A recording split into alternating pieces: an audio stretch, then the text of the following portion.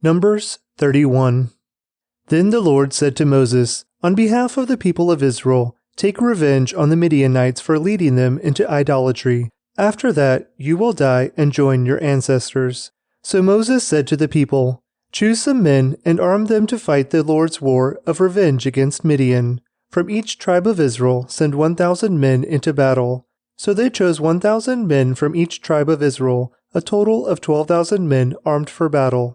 Then Moses sent them out 1,000 men from each tribe, and Phinehas son of Eleazar the priest led them into battle. They carried along the holy objects of the sanctuary, and the trumpets for sounding the charge. They attacked Midian as the Lord had commanded Moses, and they killed all the men. All 5 of the Midianite kings, Evi, Rechem, Zur, Hur, and Reba, died in battle. They also killed Balaam son of Beor with the sword. Then the Israelite army captured the Midianite women and children and seized their cattle and flocks and all their wealth as plunder. They burned all the towns and villages where the Midianites had lived. After they had gathered the plunder and captives, both people and animals, they brought them all to Moses and Eleazar the priest, and to the whole community of Israel, which was camped on the plains of Moab beside the Jordan River, across from Jericho. Moses, Eleazar the priest, and all the leaders of the community went to meet them outside the camp. But Moses was furious with all the generals and captains who had returned from the battle. "Why have you let all the women live?" he demanded. "These are the very ones who followed Balaam's advice and caused the people of Israel to rebel against the Lord at Mount Peor. They are the ones who caused the plague to strike the Lord's people. So kill all the boys and all the women who have had intercourse with a man. Only the young girls who are virgins may live. You may keep them for yourselves. And all of you who have killed anyone or touched a dead body must stay outside the camp for 7 days.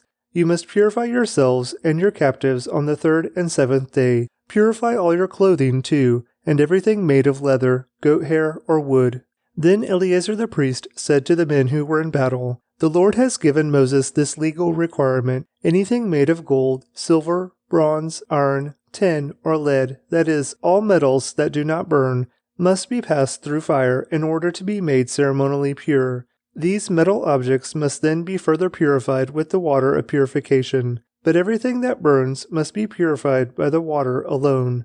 On the 7th day you must wash your clothes and be purified. Then you may return to the camp."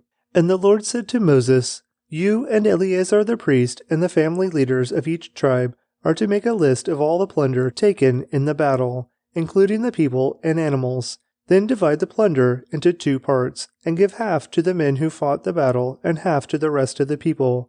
From the army's portion, first give the Lord his share of the plunder, 1 of every 500 of the prisoners, and of the cattle, donkeys, sheep, and goats. Give this share of the army's half to Eleazar the priest as an offering to the Lord.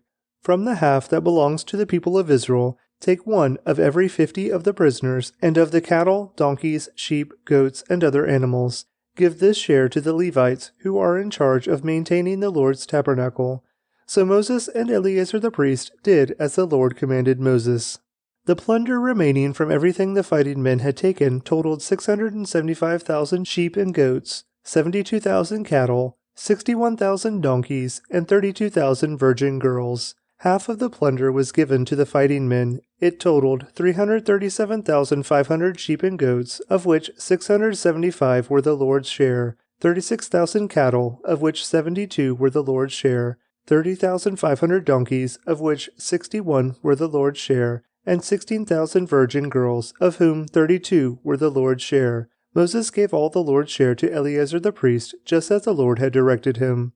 Half of the plunder belonged to the people of Israel, and Moses separated it from the half belonging to the fighting men. It totaled 337,500 sheep and goats, 36,000 cattle, 30,500 donkeys, and 16,000 virgin girls. From the half share given to the people, Moses took 1 of every 50 prisoners and animals and gave them to the Levites, who maintained the Lord's tabernacle.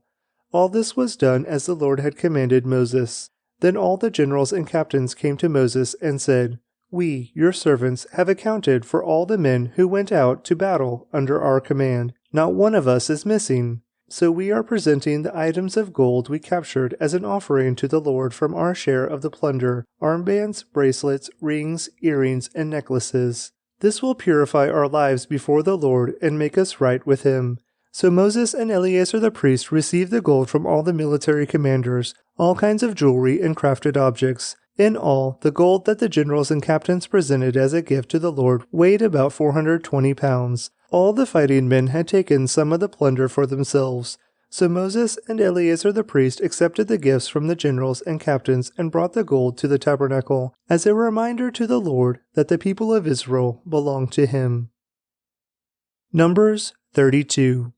The tribes of Reuben and Gad owned vast numbers of livestock, so when they saw that the lands of Jazer and Gilead were ideally suited for their flocks and herds, they came to Moses, Eleazar the priest, and the other leaders of the community. They said, "Notice the towns of Ataroth, Dibon, Jazer, Nimrah, Heshbon, Elealeh, Sibmah, Nebo, and Beon. The Lord has conquered this whole area for the community of Israel, and it is ideally suited for all our livestock. If we have found favor with you, please let us have this land as our property instead of giving us land across the Jordan River." "Do you intend to stay here while your brothers go across and do all the fighting?" Moses asked the men of Gad and Reuben. "Why do you want to discourage the rest of the people of Israel from going across to the land the Lord has given them? Your ancestors did the same thing when I sent them from Kadesh Barnea to explore the land. After they went up to the valley of Eshcol and explored the land, they discouraged the people of Israel from entering the land the Lord was giving them. Then the Lord was very angry with them, and He vowed, 'All of those I rescued from Egypt, no one who is 20 years old or older will ever see the land I swore to give to Abraham, Isaac, and Jacob, for they have not obeyed me wholeheartedly.' The only exceptions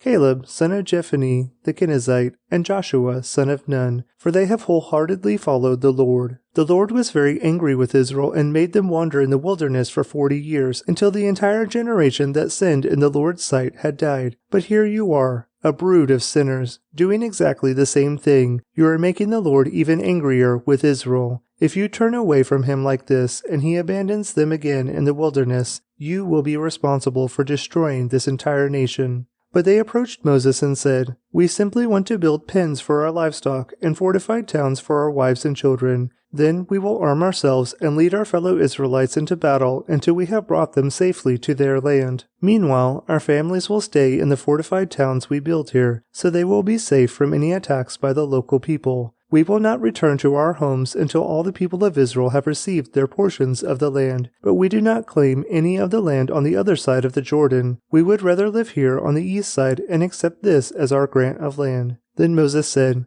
"If you keep your word and arm yourselves for the Lord's battles, and if your troops cross the Jordan and keep fighting until the Lord has driven out His enemies, then you may return when the Lord has conquered the land. You will have fulfilled your duty to the Lord and to the rest of the people of Israel, and the land on the east side of the Jordan will be your property from the Lord. But if you fail to keep your word, then you will have sinned against the Lord, and you may be sure that your sin will find you out. Go ahead and build towns for your families and pens for your flocks, but do everything you have promised." Then the men of Gad and Reuben replied, "We, your servants, will follow your instructions exactly. Our children, wives, flocks, and cattle will stay here in the towns of Gilead, but all who are able to bear arms will cross over to fight for the Lord, just as you have said." So Moses gave orders to Eleazar the priest, Joshua son of Nun, and the leaders of the clans of Israel. He said, "The men of Gad and Reuben who are armed for battle must cross the Jordan with you to fight for the Lord. If they do, give them the land of Gilead as their property when the land is conquered. But if they refuse to arm themselves and cross over with you, then they must accept land with the rest of you in the land of Canaan." The tribes of Gad and Reuben said again, "We are your servants, and we will do as the Lord has commanded. We will cross the Jordan into Canaan fully armed to fight for the Lord, but our property will be here on this side of the Jordan." So Moses assigned land to the tribes of Gad, Reuben, and the half-tribe of Manasseh, son of Joseph. He gave them the territory of King Sihon of the Amorites and the land of King Og of Bashan,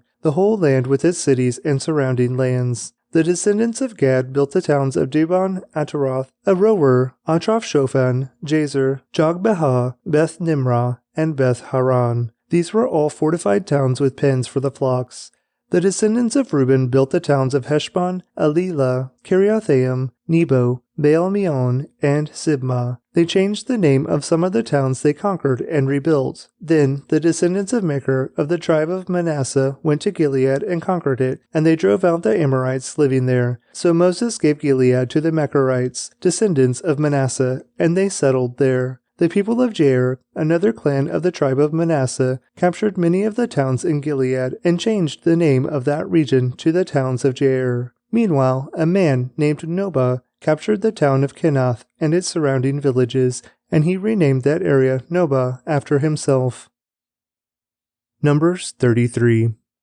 This is the route the Israelites followed as they marched out of Egypt under the leadership of Moses and Aaron. At the Lord's direction, Moses kept a written record of their progress. These are the stages of their march, identified by different places where they stopped along the way. They set out from the city of Ramses in early spring, on the 15th day of the first month, on the morning after the first Passover celebration. The people of Israel left defiantly, in full view of all the Egyptians. Meanwhile, the Egyptians were burying all their firstborn sons, whom the Lord had killed the night before. The Lord had defeated the gods of Egypt that night with great acts of judgment. After leaving Ramses, the Israelites set up camp at Succoth. Then they left Succoth and camped at Etham on the edge of the wilderness. They left Etham and turned back toward Pi-hahiroth, opposite Baal-zephon, and camped near Migdol. They left Pi-hahiroth and crossed the Red Sea into the wilderness beyond. Then they traveled for 3 days into the Etham wilderness and camped at Marah. They left Marah and camped at Elim, where there were 12 springs of water and 70 palm trees. They left Elim and camped beside the Red Sea.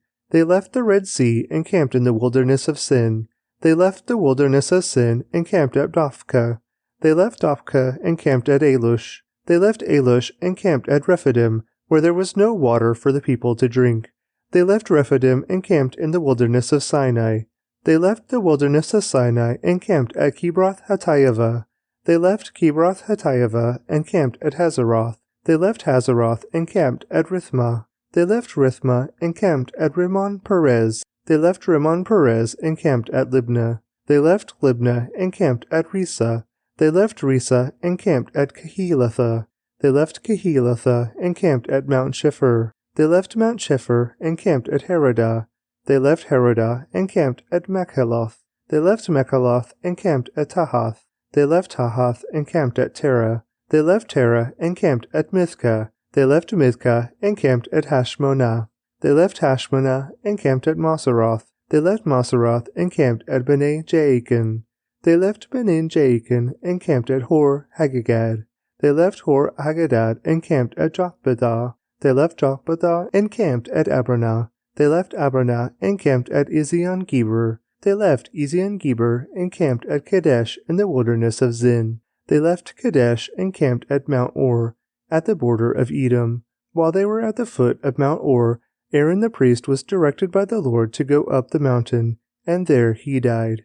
This happened in midsummer, on the first day of the 5th month of the 40th year after Israel's departure from Egypt. Aaron was 123 years old when he died there on Mount Or. At that time, the Canaanite king of Arad, who lived in the Negev in the land of Canaan, heard that the people of Israel were approaching his land. Meanwhile, the Israelites left Mount Or and camped at Zalmonah. They left Zalmonah and camped at Punon. They left Punon and camped at Oboth. They left Oboth and camped at Ai-Abarim, on the border of Moab. They left Ai-Abarim and camped at Dibon-Gad. They left Dibon-Gad and camped at Almon-Diblathaim. They left Almon-Diblathaim and camped in the mountains east of the river near Mount Nebo. They left the mountains east of the river and camped on the plains of Moab beside the Jordan River, across from Jericho. Along the Jordan River they camped from Beth-Jeshimoth as far as the meadows of Acacia on the plains of Moab. While they were camped near the Jordan River on the plains of Moab opposite Jericho, the Lord said to Moses, "Give the following instructions to the people of Israel. When you cross the Jordan River into the land of Canaan, you must drive out all the people living there. You must destroy all their carved and molten images and demolish all their pagan shrines. Take possession of the land and settle in it, because I have given it to you to occupy. You must distribute the land among the clans by sacred lot and in proportion to their size. A larger portion of the land will be allotted to each of the larger clans, and a smaller portion will be allotted to each of the smaller clans. The decision of the sacred lots is final. In this way, the portions of land will be divided among your ancestral tribes. But if you fail to drive out the people who live in the land, those who remain will be like splinters in your eyes and thorns in your sides. They will harass you in the land where you live, and I will do to you what I had planned to do to them. Luke 6. One Sabbath day, as Jesus was walking through some grain fields, his disciples broke off heads of grain, rubbed off the husks in their hands, and ate the grain. But some Pharisees said, "Why are you breaking the law by harvesting grain on the Sabbath?" Jesus replied, "Haven't you read in the Scriptures what David did when he and his companions were hungry? He went into the house of God and broke the law by eating the sacred loaves of bread that only the priests can eat. He also gave some to his companions." And Jesus added, "The Son of Man is Lord, even over the Sabbath." On another Sabbath day, a man with a deformed right hand was in the synagogue while Jesus was teaching. The teachers of religious law and Pharisees watched Jesus closely. If he healed the man's hand, they planned to accuse him of working on the Sabbath. But Jesus knew their thoughts. He said to the man with the deformed hand, "Come and stand in front of everyone." So the man came forward. Then Jesus said to his critics, "I have a question for you. Does the law permit good deeds on the Sabbath, or is it a day for doing evil? Is this a day to save life, or to destroy it?" He looked around at them one by one, and then said to the man, "Hold out your hand." So the man held out his hand, and it was restored. At this, the enemies of Jesus were wild with rage and began to discuss what to do with him.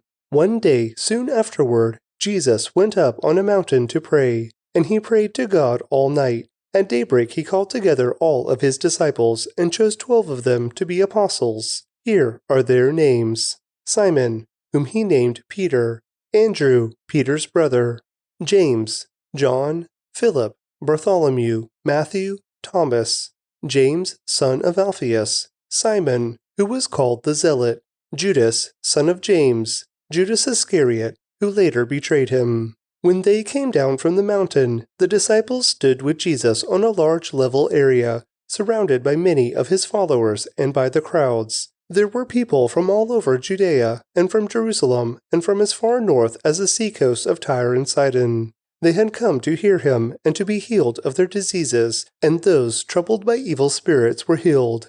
Everyone tried to touch him, because healing power went out from him, and he healed everyone. Then Jesus turned to his disciples and said, "God blesses you who are poor, for the kingdom of God is yours. God blesses you who are hungry now, for you will be satisfied. God blesses you who weep now, for in due time you will laugh. What blessings await you when people hate you and exclude you, and mock you and curse you as evil, because you follow the Son of Man. When that happens, be happy. Yes, leap for joy, for a great reward awaits you in heaven. And remember, their ancestors treated the ancient prophets that same way. What sorrow awaits you who are rich, for you have your only happiness now. What sorrow awaits you who are fat and prosperous now, for a time of awful hunger awaits you. What sorrow awaits you who laugh now, for your laughing will turn to mourning and sorrow. What sorrow awaits you who are praised by the crowds, for their ancestors also praised false prophets. But to you who are willing to listen, I say, love your enemies, do good to those who hate you, bless those who curse you, pray for those who hurt you. If someone slaps you on one cheek, offer the other cheek also. If someone demands your coat, offer your shirt also. Give to anyone who asks. And when things are taken away from you, don't try to get them back. Do to others as you would like them to do to you. If you love only those who love you, why should you get credit for that? Even sinners love those who love them. And if you do good to only those who do good to you, why should you get credit? Even sinners do that much. And if you lend money only to those who can repay you, why should you get credit? Even sinners will lend to other sinners for a full return. Love your enemies, do good to them, lend to them without expecting to be repaid. Then your reward from heaven will be very great, and you will truly be acting as children of the Most High. for he is kind to those who are unthankful and wicked. You must be compassionate, just as your Father is compassionate. Do not judge others, and you will not be judged. Do not condemn others, or it will all come back against you. Forgive others, and you will be forgiven. Give, and you will receive. Your gift will return to you in full, pressed down, shaken together to make room for more, running over and poured into your lap. The amount you give will determine the amount you get back. Then Jesus gave the following illustration. Can one blind person lead another? Won't they both fall into a ditch? Students are not greater than their teacher, but the student who is fully trained will become like the teacher. And why worry about a speck in your friend's eye when you have a log in your own? How can you think of saying, "Friend, let me help you get rid of that speck in your eye," when you can't see past the log in your own eye? Hypocrite, first get rid of the log in your own eye, then you will see well enough to deal with the speck in your friend's eye. A good tree can't produce bad fruit, and a bad tree can't produce good fruit. A tree is identified by its fruit. Figs are never gathered from thorn bushes, and grapes are not picked from bramble bushes. A good person produces good things from the treasury of a good heart, and an evil person produces evil things from the treasury of an evil heart. What you say flows from what is in your heart. So why do you keep calling me Lord, Lord, when you don't do what I say? I will show you what it's like when someone comes to me, listens to my teaching, and then follows it. It is like a person building a house who digs deep and lays the foundation on solid rock. When the floodwaters rise and break against that house, it stands firm because it is well built. But anyone who hears and doesn't obey is like a person who builds a house right on the ground, without a foundation. When the floods sweep down against that house, it will collapse into a heap of ruins. Proverbs 19. Better to be poor and honest than to be dishonest and a fool. Enthusiasm without knowledge is no good. Haste makes mistakes. People ruin their lives by their own foolishness and then are angry at the Lord. Wealth makes many friends. Poverty drives them all the way. A false witness will not go unpunished, nor will a liar escape. Many seek favors from a ruler. Everyone is the friend of a person who gives gifts. The relatives of the poor despise them. How much more will their friends avoid them? Though the poor plead with them, their friends are gone. To acquire wisdom is to love yourself. People who cherish understanding will prosper. A false witness will not go unpunished, and a liar will be destroyed. It isn't right for a fool to live in luxury, or for a slave to rule over princes. Sensible people control their temper. They earn respect by overlooking wrongs.